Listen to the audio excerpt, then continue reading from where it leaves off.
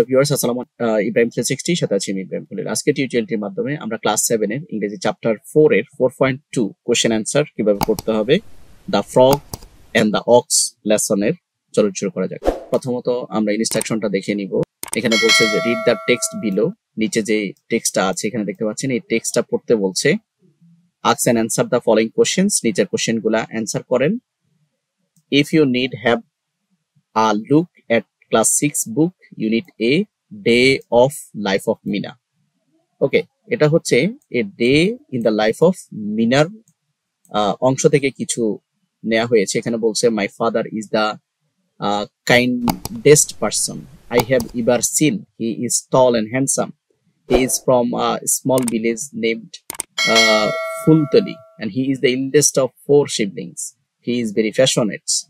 যাই হোক, এই হচ্ছে টেক্সট। এই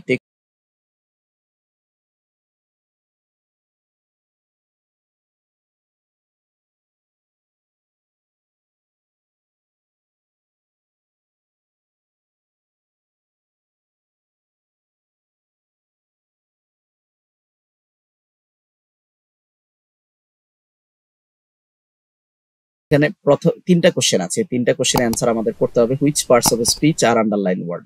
তাহলে প্রথম প্রশ্ন হচ্ছে আমাদের বলছে যে আন্ডারলাইন ওয়ার্ড গুলো কোন পার্টস অফ স্পিচ। তো এখানে আন্ডারলাইন ওয়ার্ড কোনগুলো? আন্ডারলাইন ওয়ার্ড হচ্ছে এখানে দেখতে পাচ্ছেন এই যে kindest, tall, handsome, passionate, eldest, encouraging, smiling, small, এই সবগুলো হচ্ছে অ্যাডজেক্টিভ। তাহলে আমরা বলতে পারি আন্ডারলাইন ওয়ার্ডস আর অ্যাডজেক্টিভ। ওয়ার্ডগুলো কি কি? Kindest, tall, handsome, small, eldest, passionate, encouraging, smiling.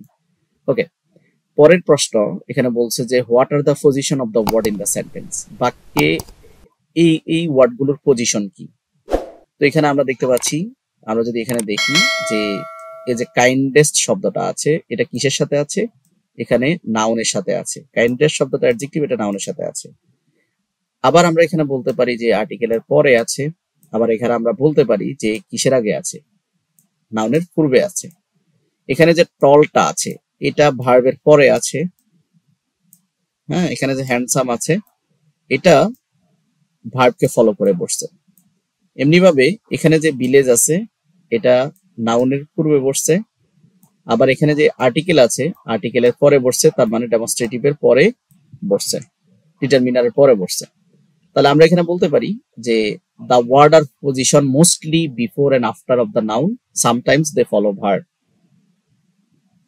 এখানে যেমন এখানে কাইন্ডেস্ট পারসন, সো পারসনের যেহেতু আগে বসছে কাইন্ডেস্ট, এই জন্য আমরা বলতে পারি বিফোর দ্য নাউন। এখানে টল অ্যান্ড হ্যান্ডসাম এটা ফলো করছে কাকে? ভার্বকে।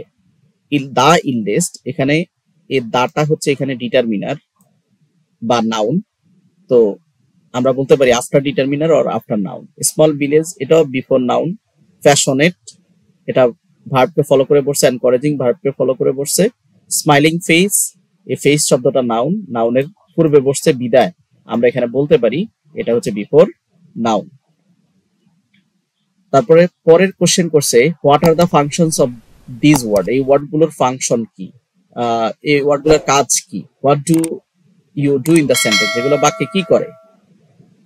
এই ওয়ার্ডগুলো মূলত নাউনকে মডিফাই করে। কি মডিফাই করে? কি করে? Provide the information details about a noun. আসলে বুঝতে পেরেছেন? পরবর্তী কন্টেন্ট